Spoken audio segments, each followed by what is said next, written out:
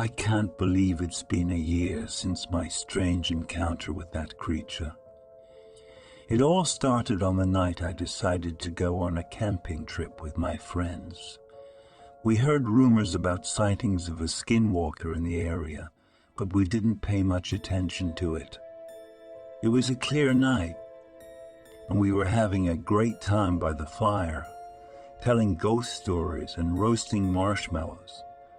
That's when we heard it, a bizarre howl that didn't sound like anything we had ever heard before. We laughed it off, thinking it was just an animal, but then we started hearing footsteps. It didn't sound like an animal. It sounded like something walking on two legs. I got up and shone my flashlight in the direction of the footsteps, but saw nothing.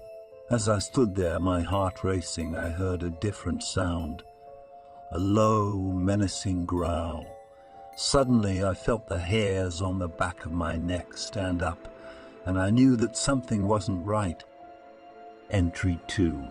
It's been a year since that night, and I can still remember every detail vividly.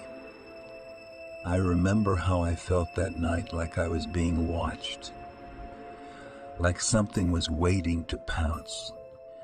It's a feeling that never leaves me now. After the growling, we heard a sound that I can only describe as bones cracking. That's when we saw it, a figure that was hunched over, almost like it was crawling. Its eyes seemed to glow in the darkness as it approached us, and I could see that it was covered in fur. We were paralyzed with fear, unable to move, as the creature continued to creep towards us. I wanted to run, but my feet felt like they were glued to the ground. Entry 3. Since that night, I've been having nightmares. I dream of the skinwalker, of the howling, of the growling. It's like the encounter never stopped. It just continued in my mind.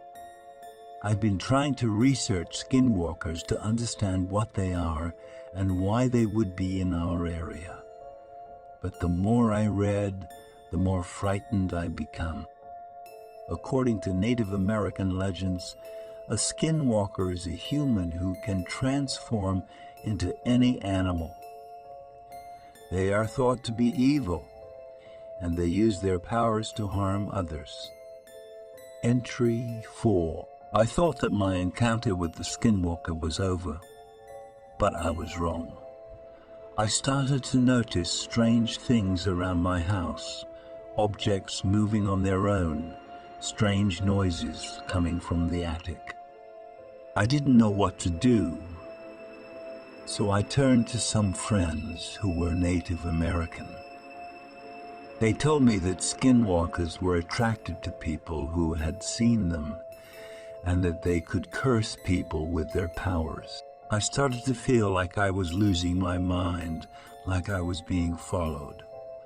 Every time I turned around, I thought I would see this skinwalker standing there watching me. Entry 5. Last night, I woke up to find the skinwalker standing at the foot of my bed. Its eyes were glowing, and it seemed to be smiling at me. I tried to run, but the creature was too fast. It chased me through the house, and I could hear its growls echoing through the halls. I don't know how to explain it, but the skinwalker seemed to be inside my head, tormenting me with its presence. It wasn't just a creature. It wasn't just a creature. It was a force, a demonic presence that was slowly driving me mad. Entry 6. I don't know how much longer I can take this. I feel like I'm losing my grip on reality. Every night I hear the growling, and every day I wonder if it's going to show up again. I've tried to tell people, but they just think I'm crazy. They don't understand what I'm going through. I fear that the skinwalker is still out there waiting for me, ready to strike. I don't know if there's any way to stop it. All I know is there's any way to stop it. All I know is that my life will never be the same again. Entry 7. It's been months since I last wrote in this journal. I thought that maybe if I ignored the Skinwalker, it would go away. But it hasn't. It's still there, watching me, waiting for me to let my guard down. I've tried everything to get rid of it. Sage, crystals, even seeking help from a shaman. But nothing has worked. It's like the Skinwalker has a hold on me, and I don't know how to break free. Entry 8. Last night, I had a dream that I was back at the camping trip with my friends. We were sitting around the fire just like we were before, but this time the Skinwalker was there.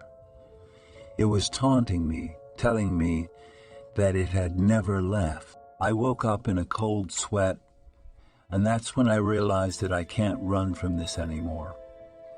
I have to face it head on. Entry 9. I've been doing research on ways to defeat a Skinwalker. According to legend, the only way to kill a Skinwalker is to shoot it with a bullet dipped in white ash. I know it sounds crazy, but I'm willing to try anything. I've gathered as much white ash as I can find, and I've loaded my gun with the bullets. I don't know if this will work, but I have to try. I can't live like this anymore. Entry 10. Tonight's the night. I'm going back to the camping site where it all started. I know it's dangerous, but I have to face the Skinwalker. As I approach the campsite, I can feel my heart pounding in my chest. But I'm determined to end this once and for all. Suddenly, I hear the growling. It's louder than ever before, and I can feel the hairs on the back of my neck standing up. And then I see it, the Skinwalker. It's just like I remembered it, covered in fur and with glowing eyes.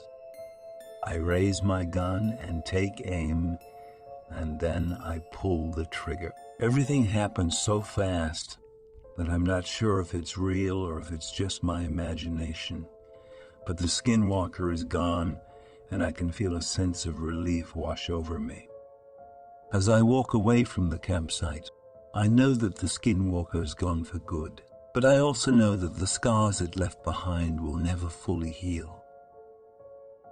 Want personalized horror stories and exclusive perks from Mr. Creepy Beast's YouTube channel? Join our Patreon community today. Get your name mentioned in our videos. Have your own story voiced and published. Receive a unique story and hand-drawn illustration. And have early access to our latest content. Don't miss out on this spine-chilling opportunity. Subscribe now